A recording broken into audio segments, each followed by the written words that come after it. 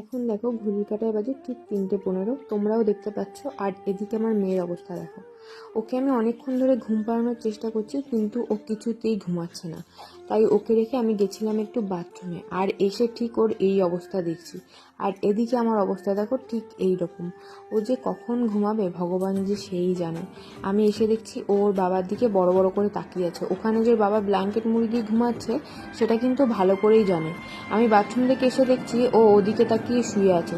তো চলো মশারির ভিতরে গিয়ে দেখাই তোমাদের। দেখো, এদিকে এসে দেখছো নিজের হাত দিচ্ছে, খেলা করছে, আর ওর বাবার দিকে ব্ল্যাঙ্কেট মুড়ি দিয়ে ঘুমিয়ে আছে, আর ওর বাবার দিকে তাকিয়ে শুয়ে আছে।